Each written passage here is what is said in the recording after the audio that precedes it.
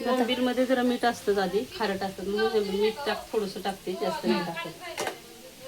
आता त्यात चटणी टाकून घ्यायची. चटणी किती चमचे टाकलीस? 1.5 चमचा. अनुष्काला तिखट नाही जास्त. आता हे जरा धुवून घेतलेत आधी एका पाण्यानं, परत एकदा जरा अजून धुते.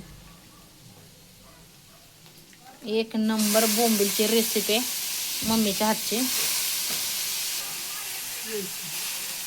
आता हे बोंबील आधी तळून घ्यायचे ना, मग चांगले तेलात परतले पाहिजेत म्हणून मी आधी टाकले, नंतर वरनं टोमॅटो टाकून परततो. बोंबील चांगले परतले पाहिजेत ना तेलात, म्हणून अगोदर टाकले तेलात मी. बर,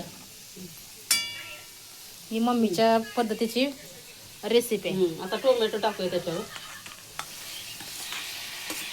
कोथिंबीर.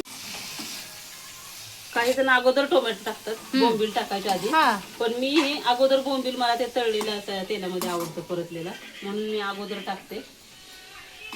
कारण मी सुद्धा बोंबील अगोदर फ्राय टोमॅटो असं परतात, तसं परतलं काय बोंबील टाकून असं परतलं काय टोमॅटो बराच वेळ ठेवायचं काय, लगेच झाकायचं नाही. जरा परतत राहायचं. पद्धतीची आहे ती. बोंबील तळल्याच्या नंतर टोमॅटो टाकते मी. हे करते तर घरातल्या ना पप्पांना आवडतं, बाकीच्या लोकांना. छान दिसताना तर दिसते.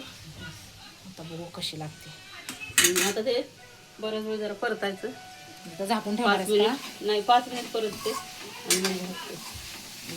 हां, आता हे 5 मिनिट असंच ठेवायचं. आणि टोमॅटो चांगला शिजला की तो पुन्हा एक जीव असा परतून करायचा, म्हणजे छान होतात बोंबील. ठीक आहे, म्हणजे आता 5 मिनिटांना 5 मिनिटांना काढायचं. हा बरं, काढून घे बघूया.